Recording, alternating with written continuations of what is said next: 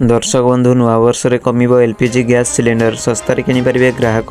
नुआ वर्ष पई आउ किछि घंटा बाकी अछि। एहा परे गैस ग्राहकंक पई एहा एक आरामदायक दिन हेबो। प्रकृत रे जनवरी 1 रु एलपीजी सिलेंडर रो नुआ हार जारी करिवे सरकार। 5 वर्ष पूर्वे अर्थात 2019 रे पेट्रोलियम कंपनी घरोई एलपीजी ग्राहकंकु एक नुआ वर्ष रो उपहार देइथिला। 14 किलोग्राम घरोई एलपीजी सिलेंडर रो मूल्य 120.50 टंका ह्रास करा जायथिला। दिल्ली रे सिलेंडर 809.50 रु 689 टंका को खसी एही नुआ हार केवल निर्वाचन समय संभव होई पारे। सेपरि 2024 रे साधारण निर्वाचन अनुष्ठित हेबो। एपरि परिस्थिति रे पुराना ढांचा को विचार को नै घरोई सिलेंडर एक नुआ हार देखा जाई पारे। वर्तमान एही सिलेंडर दिल्ली रे 903 टंका रे उपलब्ध। अगस्त मास रे भारी काट करा जायथिला, जहा परे मूल्य 200 टंका ह्रास करा जायथिला। जनवरी 1 रे सिलेंडर हार कोन हेबो आमे आपनको कहिबु जे मे 2014 रे मोदी सरकार क्षमता को आसीथिले। एहा परे घरोई एलपीजी ग्राहक 2015 आरंभ रे आराम पाइथिले। सिलेंडर मूल्य 770.50 रु 708.50 टंका को ह्रास पाइथिला। एहा परे 2016 जनवरी 1 रे द्वितीय वर्ष रे डिसेंबर 2015 तुलना रे सिलेंडर पुणी 49.50 टंका वृद्धि पाइथिला। 2018 रे सिलेंडर मूल्य 585 टंका थिला। जनवरी 2017 रे सिलेंडर मूल्य 1 टंका वृद्धि पाई 585 टंका रे बिक्री हेउथिला। आईओसी तथ्य अनुसार डिसेंबर 2017 सुधा एक सिलेंडर मूल्य 747 टंका रे पहुंची। जनवरी 1 2018 रे एहा मात्र 6 टंका रिलीफ सहित 741 टंका को खसी आसीथिला। एहा परे 2019 रे आराम